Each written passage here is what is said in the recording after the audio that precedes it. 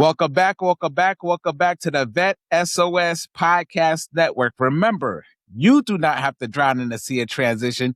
Grab that Vet S.O.S Lifeline. We are here to help. And some people may ask, hey, Kings, what does S.O.S stands for? Share our stories. And today we have a story for you that we're going to share. One of the things that's pivotal out there is relationship building. I say it's beyond romance.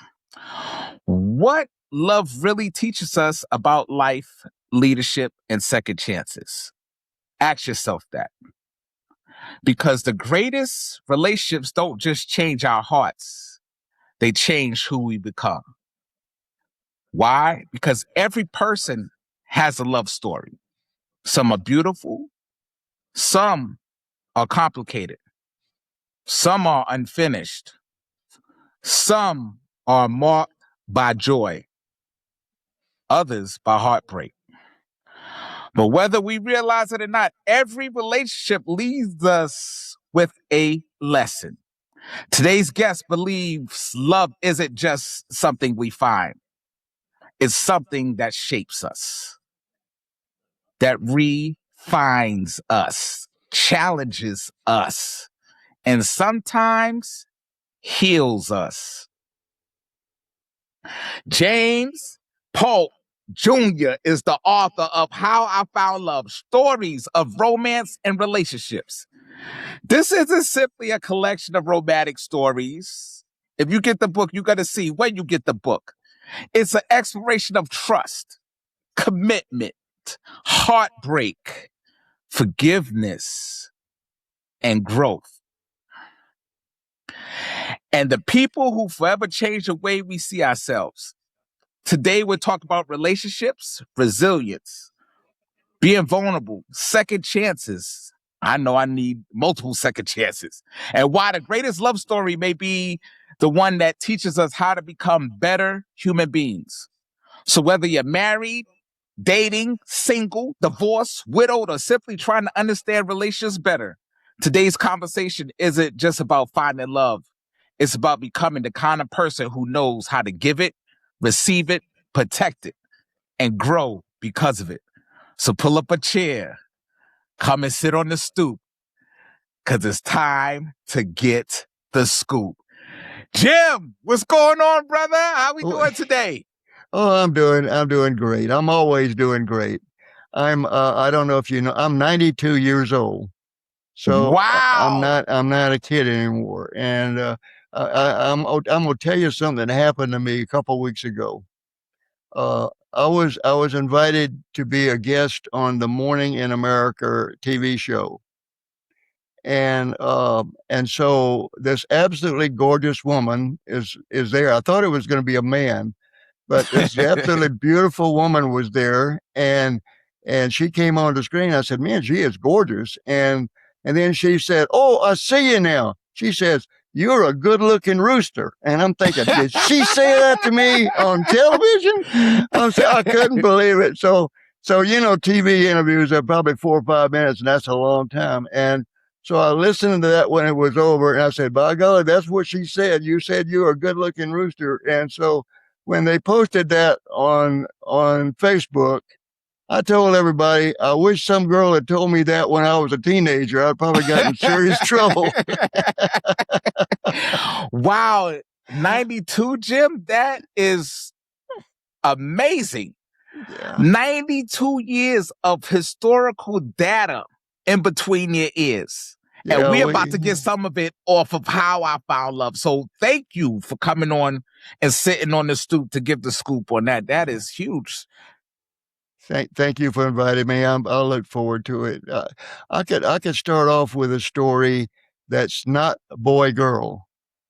So okay, let's hear it. What's the scoop on that? Okay, What's the scoop on that, Jim? It was 1933, the depths of the Great Depression, really bad, hard times. And it was a small town in the foothills of the Appalachian Mountains in a little hospital. And a doctor and a nurse are delivering a baby. And the doctor tells nurse, Ann, this baby will be stillborn. This mm, mother has been very ill, and the babies won't make it. So when the baby was delivered, the doctor handed it to the nurse and said, put it on the table over there and come back and help me. We've got to try and save the mother. So she put the baby on the table and they started working. And they about the only instrument a doctor had then was a stethoscope. There was not oxygen or anything else. It was just basic whatever you can do. And right. the mother, they worked on the mother for 2 hours and she died. And the doctor said, Nurse, you bet you've had a long day. Why don't you go home and get some rest? And she Mm, turned around and she said, Doctor, this baby is still alive. He said, No, it's not possible. He said, It's only weighs 2 or 3 pounds. The lugs aren't developed. He said, Just leave the baby on the table there. I'll take care of it. She said, No, doctor, I'm taking this baby home. He says, Ann, you don't want to do that. He said, The baby's going to die and you're going to be devastated. Just leave it there and I'll take care of it. She grabbed the baby and put it in a blanket and out the hospital she went. She lived a couple of blocks away with a father and with her sister Sarah. And so when she got home, the only heat they had in the house was a wood burning potbelly stove. And so she and Sarah chop wood, keep that stove going 24 hours a day. And they started feeding this little baby with an eyedropper. They put it in a tomato basket with a handle on it right next to the stove. So around the clock, they took shifts and took care of this baby. mm, So after about 6 or 7 weeks, the birth mother's sister came up from about 300 miles away and got the baby. And she and her husband, Claude, had no children, but they took the responsibility to nurture and raise his child. And he survived. He graduated from high school. He went into the Navy and served on a submarine in New London. He came back and became a successful businessman. Now, that kind of love is called agape love. It's love in mm, one direction. And these two women and Claude and Martha Marie, the mother, just gave that baby love and more love. And, and he turned out to be a very good young man. And when I had asked him to do a story, I thought it would be about he and his wife because they had a great marriage. And I thought he'd mm, talk about how they met and whatever. And he said, Jimmy, he said, this story has been in my heart for over 80 years. And he said, this gave me a chance to recognize the people that basically gave me life. He says, I was dead. And he said, they brought me back to life. And I would not be wow. here if it weren't for those four people. And it's just been a wonderful, wonderful life for me. And he's 93 years old now and still going strong. Wow. That that is a great lead in to our first question. So my first question, sitting on the stoop, getting the scoop. How did you reach out to these different authors and to build your book, How I Found Love? Because it's a collection of individuals telling their love story. There are 34 stories in the book, and 8 of them were contributed by published authors. And to me, that was a great honor that they trusted me with their story in their name and my book.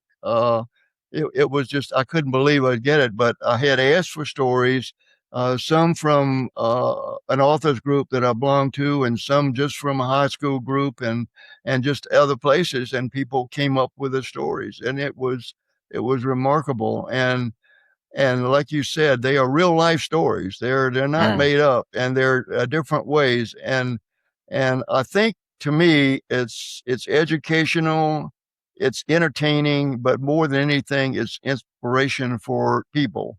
And some people have been through relationships, things haven't worked out, and they've given up on life. They said, "I'm not ever going to find anybody," and yet they found someone almost by accident. And I can tell some of those stories, but it's I think it's a wonderful book. Everybody loves it. It's got we got 17, 18 reviews on Amazon now. We've only been out a month, and and they're all 5 stars. People love the book and they love the stories, and it means so much to them, and it means a lot to me. I mean, I'm sharing my love story in this book too.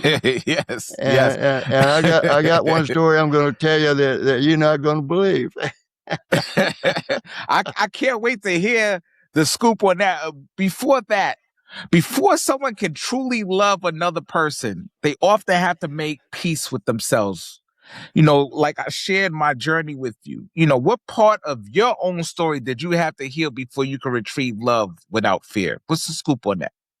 Well, I don't know. I've always had friends and got along with people, but the thing that helped me most was my wife. I mean, Mm, she was the most remarkable person, and she did try to change me.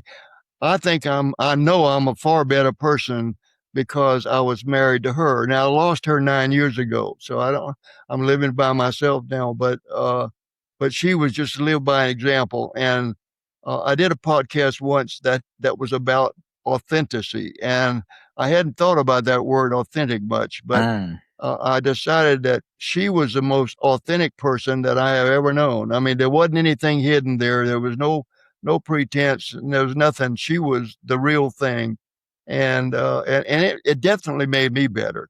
So, right. and we were married for 6 years before I lost her. So it Wow. it was a long. We were married a long time and had a great relationship and moved around and we can talk about that later if you want to, how I met and whatever. But she was special, and she's the one that definitely made me a better person just by Right. example. Right. And being a great example, we could look at it as the unexpected teacher, right? Because that's, as we have teachers or educators in the space, as we're growing up in life, as we're growing up in a relationship, you have somebody that's knowledgeable and more wiser. So I was going to ask you to scoop on who taught you the most about love. 60 years. That you have to really love a person to be together for that long, right? So without ever intending to, what was the most important part of that journey?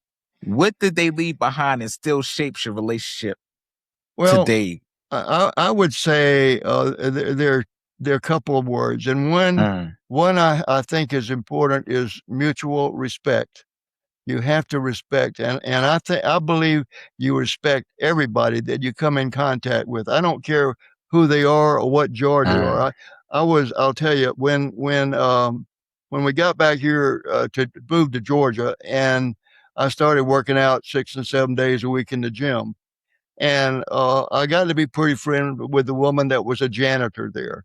And I knew where mm, all the supplies were. If the cleaning with stuff was out on in the floor, I'd go fill them up and put them out on the floor. And I just did chores, and then I got into farming, and I started raising vegetables with a farmer here. And I told him, I said, David, I said, when I was in California, I was somebody, and I came back here with you, and now I'm your field hand. I get up every morning and go over to his house, and with a hoe in my hands, I'll get on the tractor. And he had 32 rows. They were 432 feet long, and it would take me an hour to hoe one row. But I did it, and Kings, that was I just absolutely loved it. It was physical, and it was watching things come out of the ground and giving mm, food away. I had one that was a community garden that I worked in too, and there was a bridge and a little road that went by there, and there were always people fishing on the road. So when I'd come back, I'd stop right on the bridge, and I said, "There's squash and cucumbers in the back. Help yourselves." mm. And so they had something besides fish to take home. But I just love people and love doing things with others, whatever it is, and that's just who I am, my nature, I guess. Yeah, and that right there, because I would love to speak to the authors of the subsections in the book, right? But I have you with 92 years of earth knowledge, right? And what I'm looking at right now is the cost of protection, right? Because you're protecting somebody's livelihood, right? Because you say, hey, I'm going to drive, I'm going to share my resources, I'm going to, that's another way of showing love. But many of us has built up emotional walls because we've been hurt, right? And I shared that with you too. So what wall did you build that later realized also was keeping love out? Because I'm sure that you came across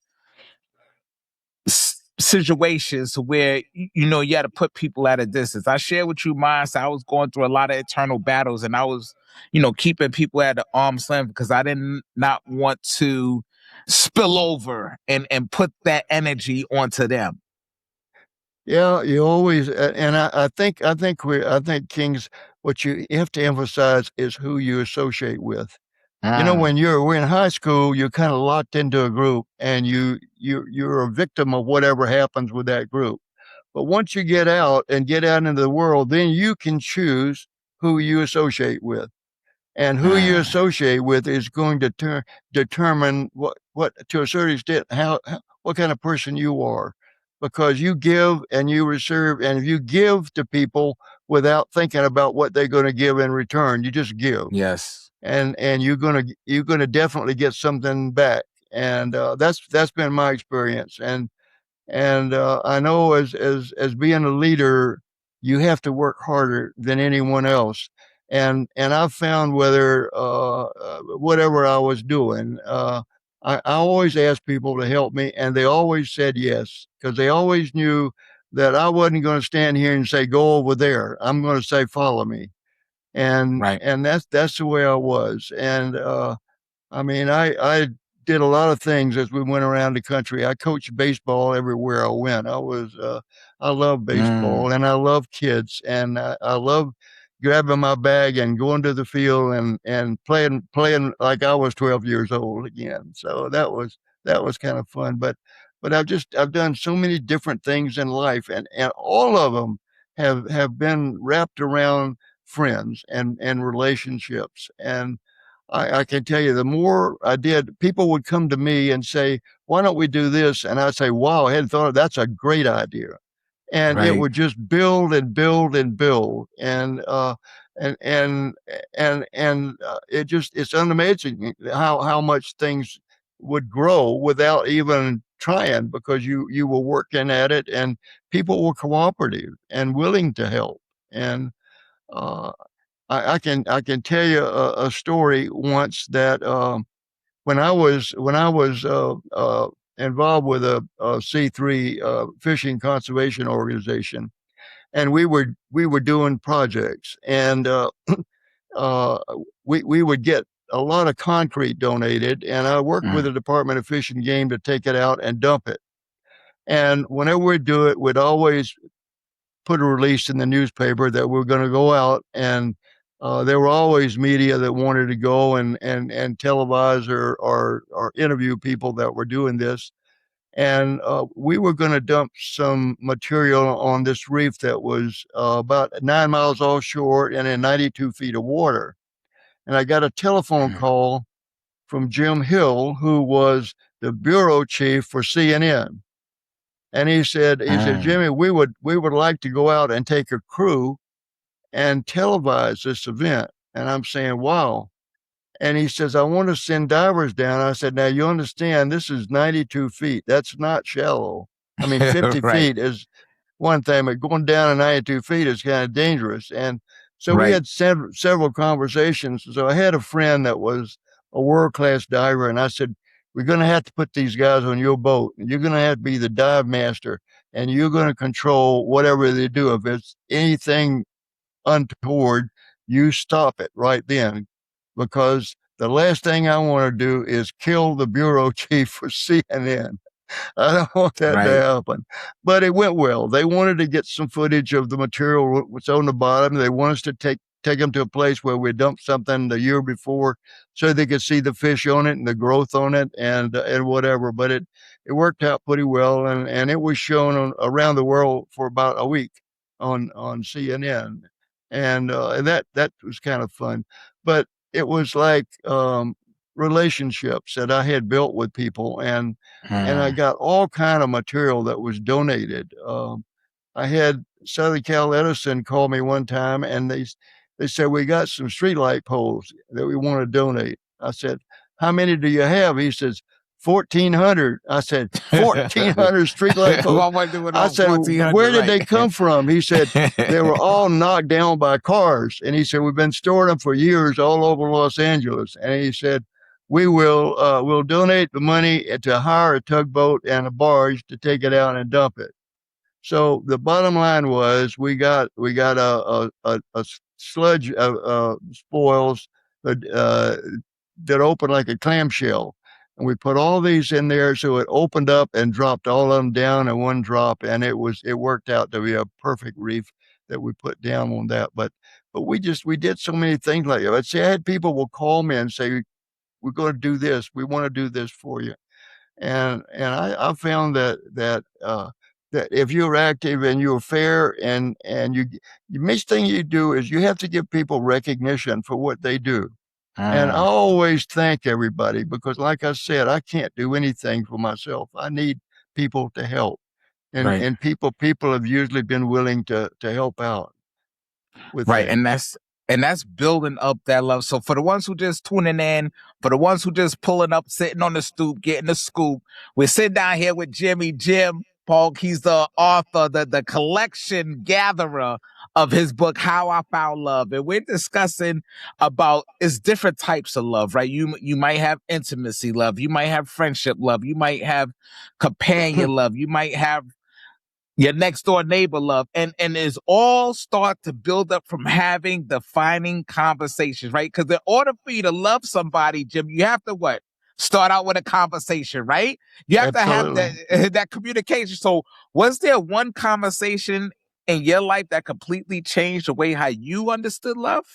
Well, I don't know that there was one conversation. I will say that when I was a little boy, it was a depression, and I always worked. I mean, when I was 8 years old, I was working at a service station to sweep out cars and clean windshields, and I'd get a nickel and Mm-hmm. a dime. I'd just make a couple of dollars a week. It was not much, but I was making money, and I did.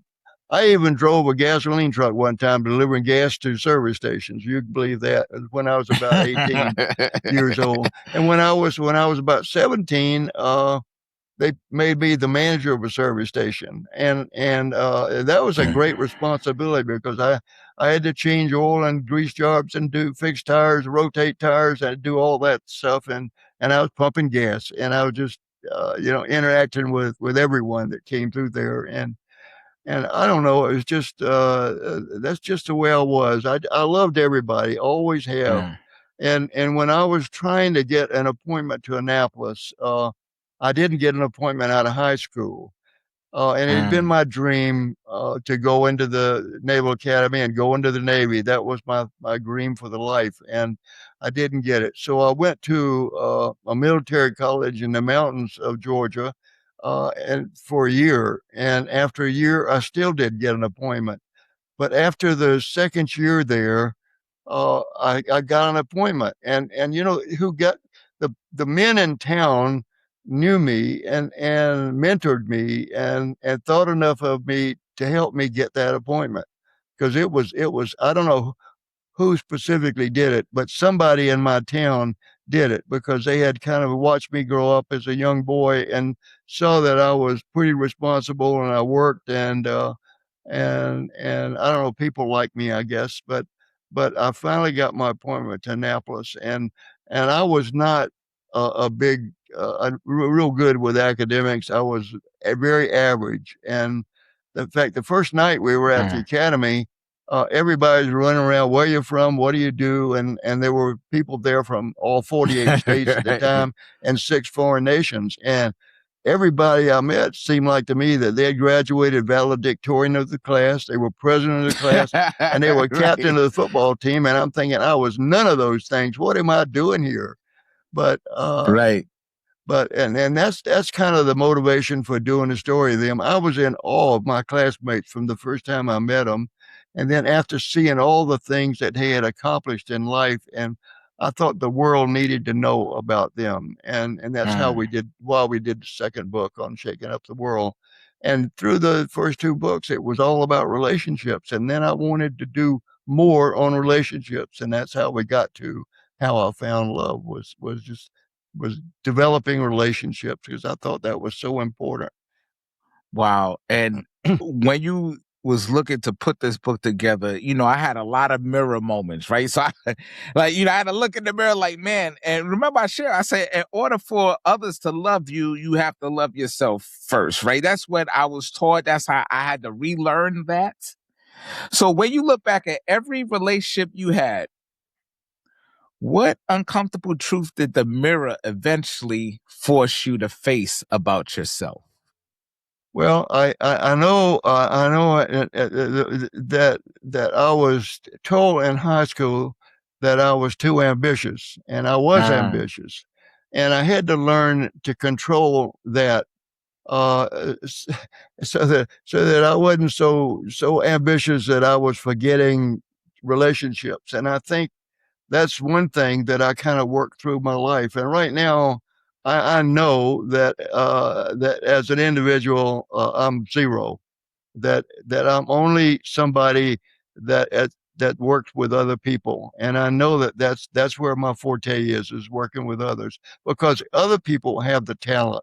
I don't have the talent. mm, The others have the talent, and I mm. love other people. They're so much more talented than I am, and I'm not one to say that I'm the smartest guy in the world because I'm definitely not. I'm a pretty average guy. And once you found that, like, well, I'm not the smartest person, and like you said, is when you show love, is you want to have a welcoming spirit, well, like a welcome attitude, a welcome mindset.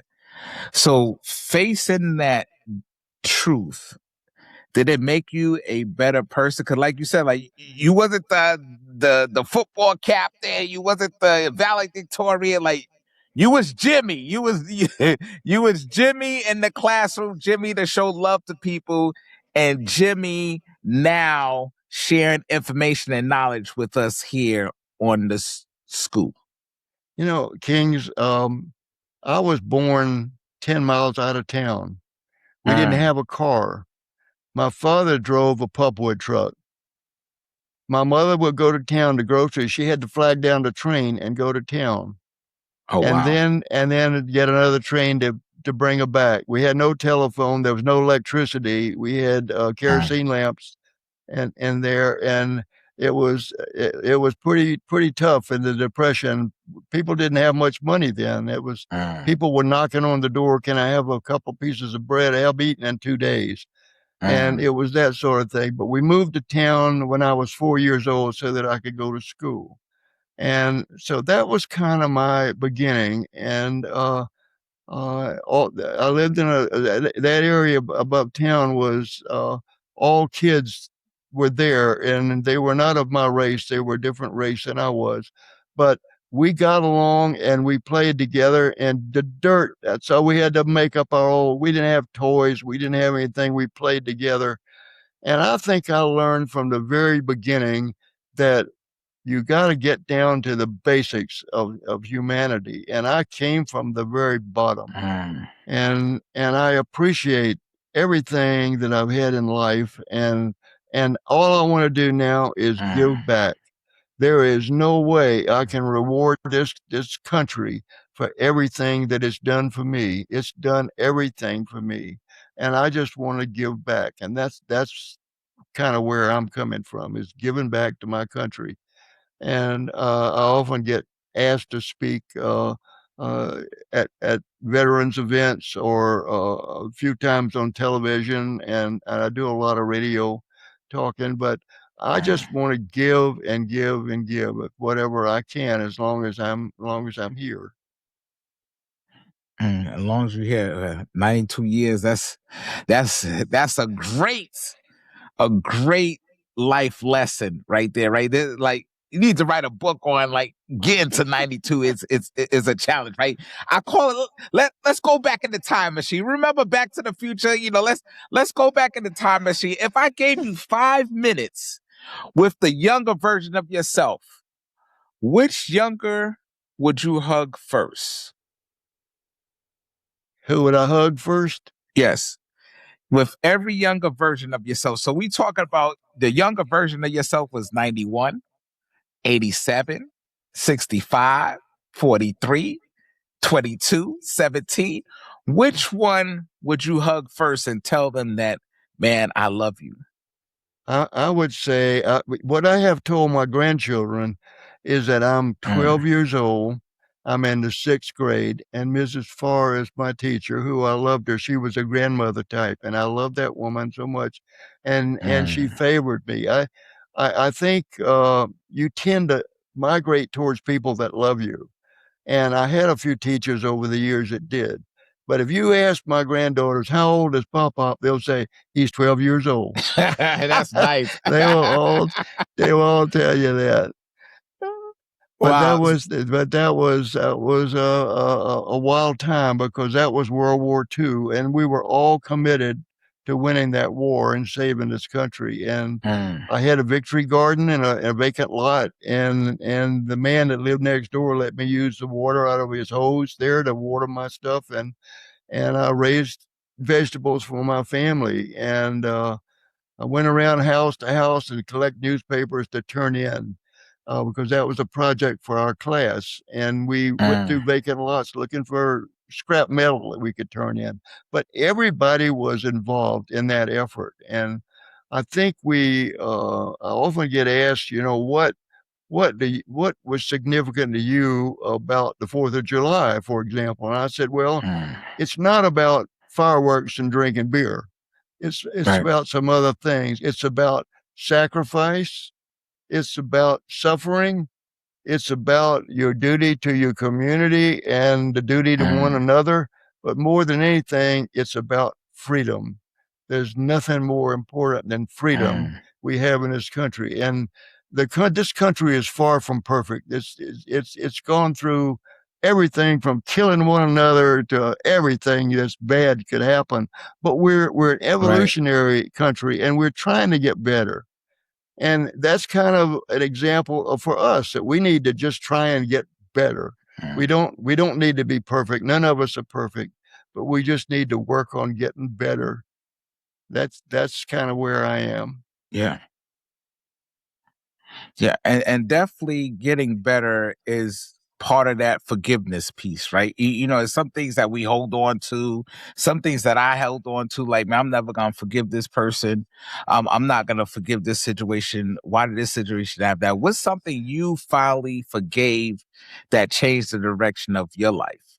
Uh, I think I forgave myself a lot when I Mm, was a child because I was struggling. There was not a lot of love in my family, and I found love outside my family, and I don't know. I had to grow and learn how to accept love from others and seek love from others because it was hard times and my friends kind of grew up the same way, so I was not the only one there. right, It was really tough and so I don't know. I think you just work at it and you have to understand first that you're not perfect and right, you got to forgive yourself and forgive others. You can't control what others are thinking, so you just have to do your own thinking about yourself mm, and accept what you get from other people. And I found that if you give to others,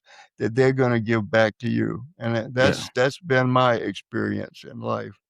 Right. So what would have happened if you never let go? Like what's the scoop on that? What's the scoop that you could share with us that you're holding on to this resentment, you're holding on to this grudge, you're holding and when I was told, somebody said, man, just let it go, Kings. Because if you keep holding on to something, the thing that's waiting to come into your life, it can't come into your life because something is already two things can't occupy the same space, right?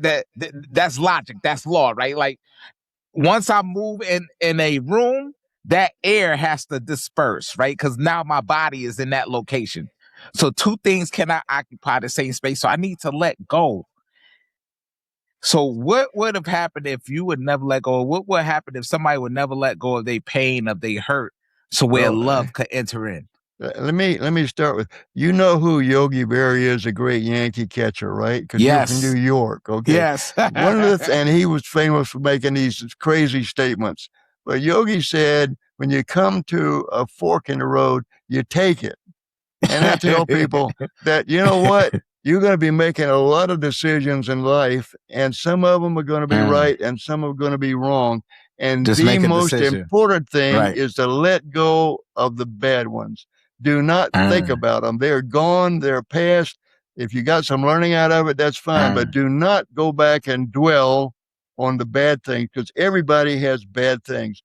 Dwell on the positive things and dwell on what's going to happen in the future. Work on the future and not on the past, and let go the bad things. And if I was going to advise anything, the most important thing is let go of that stuff, because when you get older Mm. and you start thinking, and all you can think of is all the things that you fouled up in life, and it will eat you alive. It will absolutely eat you alive, and it'll kill you.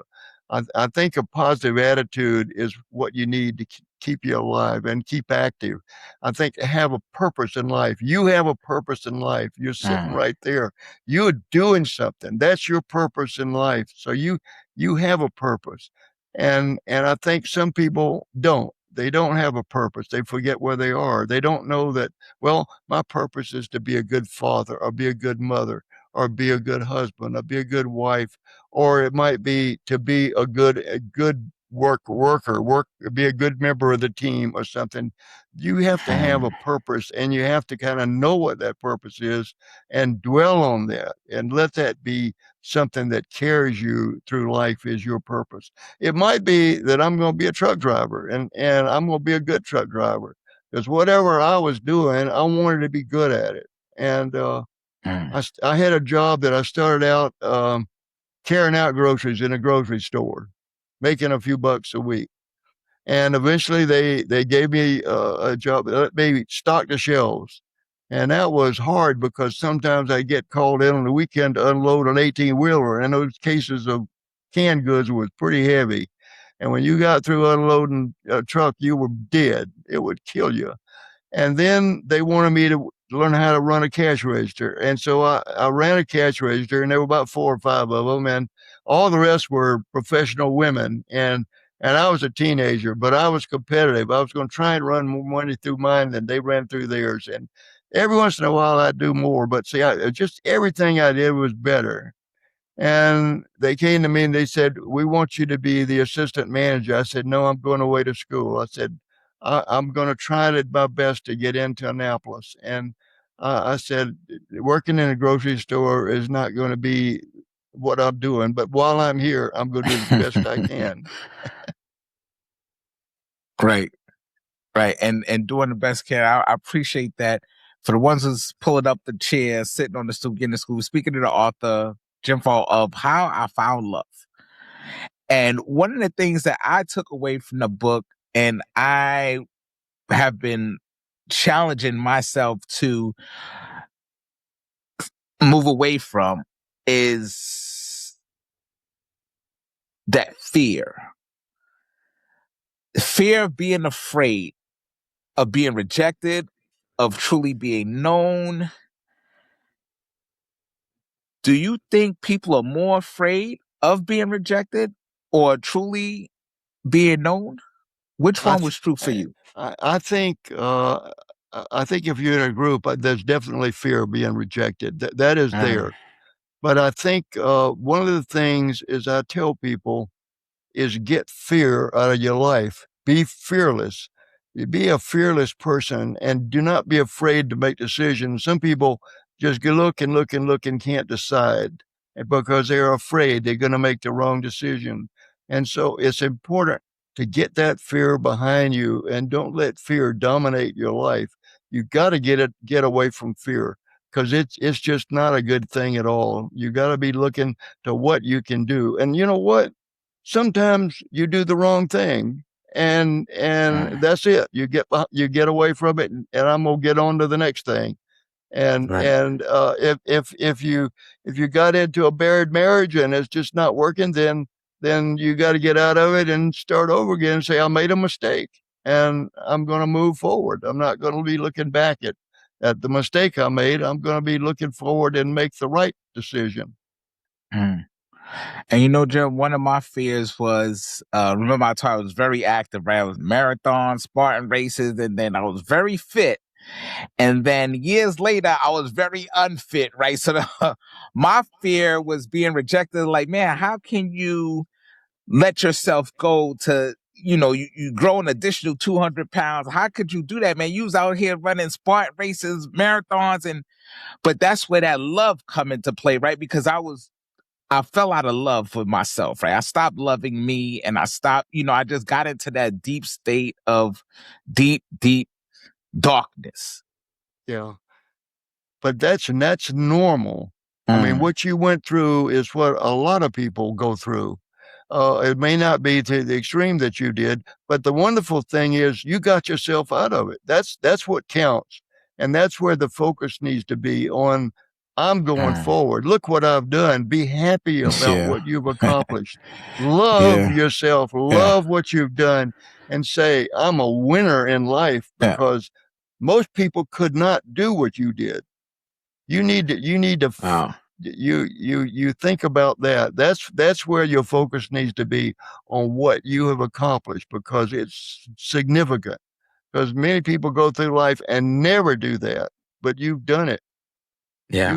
You I appreciate that because yeah. sometimes it's good to hear like reassurance, right? That's that love coming through the airwaves right now from you to me is, man, every day is a challenge, you know. And when I go and I look at my app, at my Garmin app, and it tells me that I'm in less than a year, August will be a year. I have already walked over 5.5 million steps. Wow. Shocked. But I know, right? I even have to say, wow, when I look at my app, I was like, I did that. You And I did it. still have 2 more months to go. Right? It's just like because it's what we talked about before we hit the record, but it's like I was ashamed. I did not want to be exposed. I did not want to be true, because nobody really asks the super fit person, like, hey, what's really going on inside? Nobody really asks the really unhealthy person, hey, what's going on inside, right? They just see both extremes and they don't say, oh, like, that's just that person. But people don't know it's an internal battle. Isn't that the truth? That is absolutely true. You can't know what's going on with somebody else's life. But you know what? You can help people by Mm, understanding that there's something underneath there. And each of us is, when I get back to saying our responsibility for one another, that we're all in this boat together, and mhm, we need to help each other. And so you can help others by recognizing that there's something going on there. Maybe it's not, but maybe there is something going on, and maybe I can help them in some way. And so I think as I go on in life, that's kind of where I am, is what can I do to help mankind? Because it's mm. mankind has been so good with me. I'm not saying I've had a perfect life and everything has been great, but it's been pretty doggone good. Yeah, And you're still here, yeah, right? I'm You 12 st- years old. yeah, I'm 12 going to years old. continue. I'm going to continue being 12 years old the rest of my life. Right. Yeah. One of my friends told me, I was like, hey, how old are you? He said, oh, I'm 20 plus 32. I was like, okay, that's good. He said, I'm always gonna be 20, right? I just add the years on. So how about this? What's the scoop on, or I'm gonna say finish this sentence right here because I really want to hear your thought and the scoop on this. Love is finish that sentence. Love is blank. Love is everything. I think everyone seeks Mm, love. Okay, we all want to be loved more than anything, and I think before you can receive it, you've not only got to love yourself, but you got to love the other person and not be worried about mm, what they're thinking and what they're doing. You just got to love them for who they are, and you can't. The only way you change people is by example. That's it. And that's why I mentioned that my wife was such an example for me. And she had absolutely zero prejudice in her. Everybody loved mm. her. I'm going to tell you a story about her. Do you know the singing group, the Platters?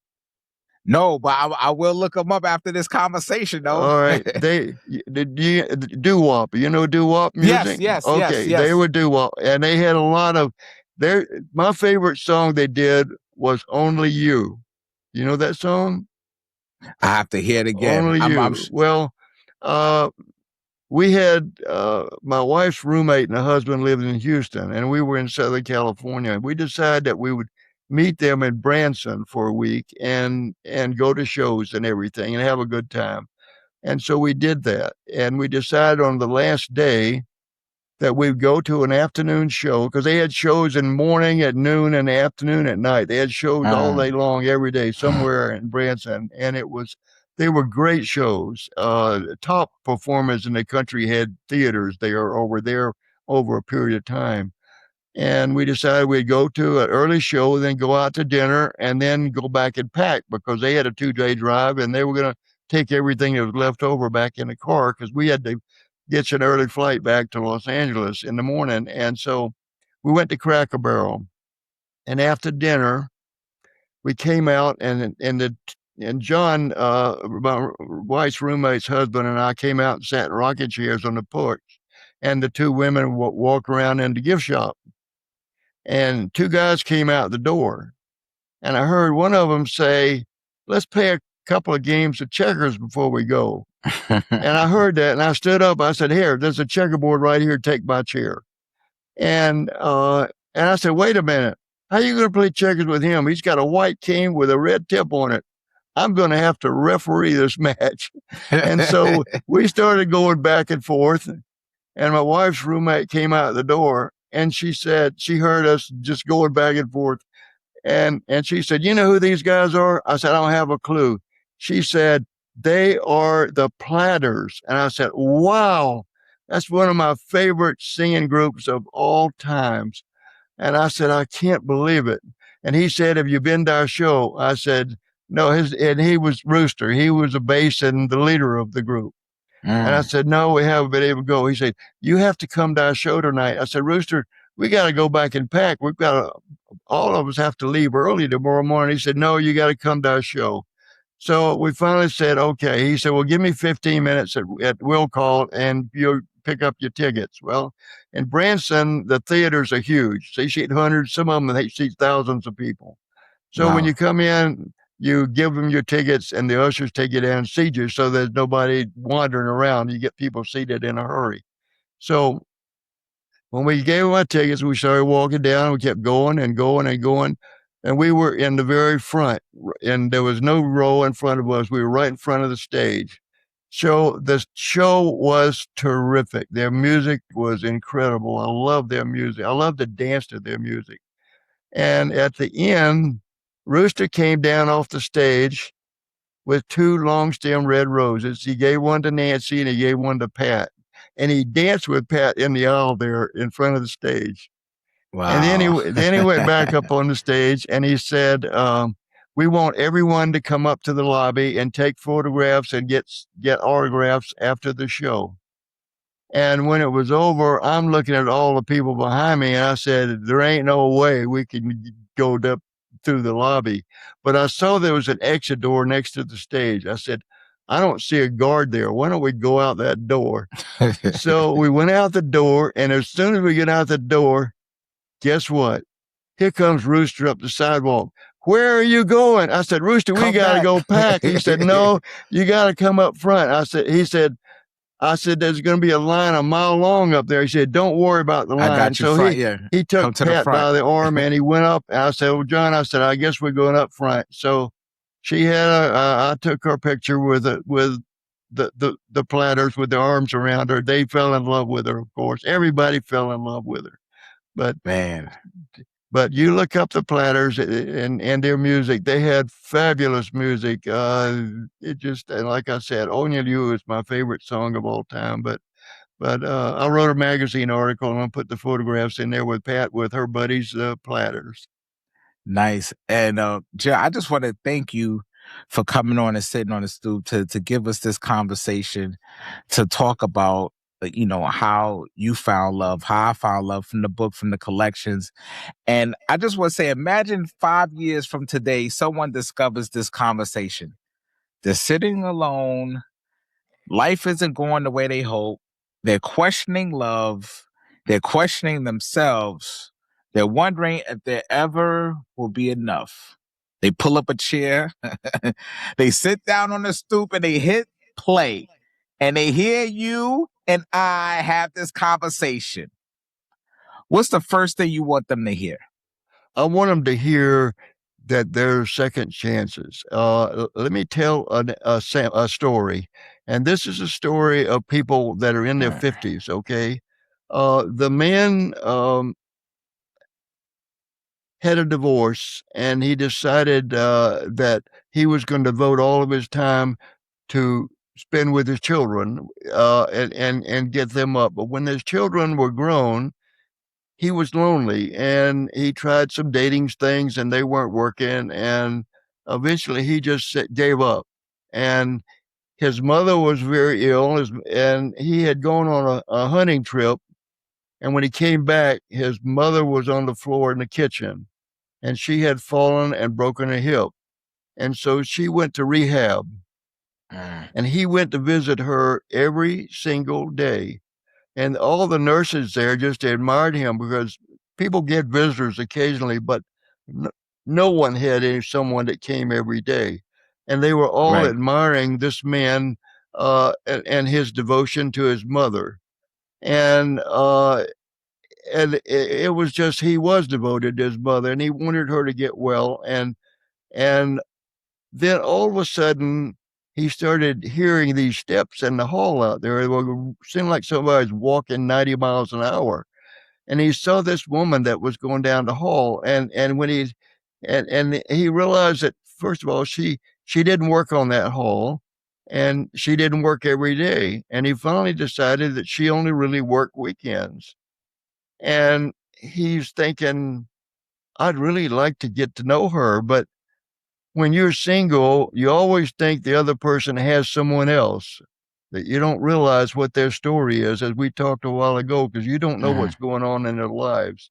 right. But they had passed in the hall and said hello, but they'd never had a conversation. And she had noticed him.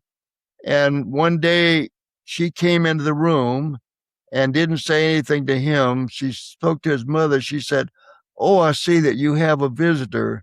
She said, "Yes, it's my son. He comes every day." She said, "We all know how devoted he is. Have a good day." And she turned to walk out.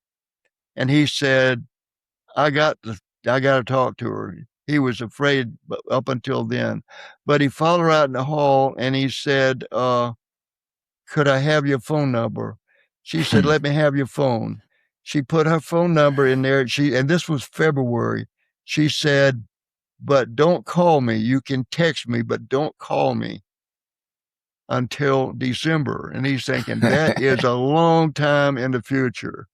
And so she didn't hear anything from him.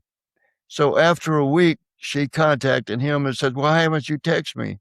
He said, well, I didn't want to just disturb you. And he said, you're always so busy at work. And it looks like you're always on a mission for going somewhere at work and doing things. And he said, I didn't want to get you into trouble. She said, you're not causing me any trouble. She says, and I've been in the business of trying to get out of this relationship that I've been in. And she said, I've moved in with a friend, and so I'm no longer with that. And so they could get together. Both of them were in their mid 50s, and now they're Wow. within one another. They have found love, and both of them thought they would never find love again. And Wow. so it's worked out just beautiful. And so there's two people that never thought they would find love, but they did. They found love, and it's going great. Wow. Thank you. Thank you for sharing that. And I just want to share with you.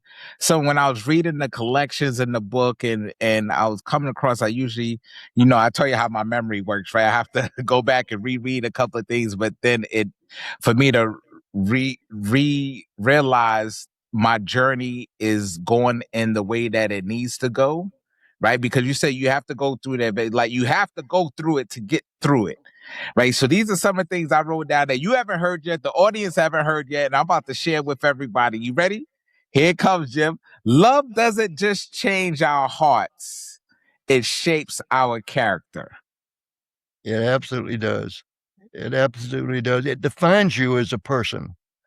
And Mm, and you've got to focus on love. I tell people that work on relationships, work on it, and love is the ultimate relationship, but it's not going to happen unless you really work on it, and you have to understand how you can work on it. And you can't really be judgmental of anyone. Everyone is wonderful, and you just have to mm. assume that, and everyone is wonderful, and that they will accept you. But that's just the way it is. And you got to let judgment go. You got to respect the other person for who they Mm. are and what they can do and what you can do, and let it go, because it will work out so beautifully. And there's so many great stories in this book that if Yes, people it read the is. stories in here, they said, well, if that happened to them, it could happen to me. I'll tell you Yes. another quick story. Uh, the woman was divorced, and it was the 4th of July weekend, and she had 3 children, and the kids had their community pond, pool. We had algae in it, and they couldn't use it. But they said, "Mom, call Miss Skippers. She's got a pool at her house. Let's go over there and swim in her pool." And she said, she always has guests on 4th of July weekend. We can't bother. And they kept saying, please, mom, call her. We want to get in the pool. And so she finally called and said, I know you probably have house guests, but the kids would like to come over and just get in the pool. She said, well, there is one person here, and it's a single man, and it won't bother him. Just bring the kids over here and you can swim in the pool. And she said, who is the man? And he was a relative. And she said, how old is he? And he was like 42. And so she brought the kids over and in the pool. And the man wandered out to the pool and they started talking. And before she'd come over, the woman had said, bring a change of clothes and we'll get him to take us out to dinner after you get through swimming in the pool.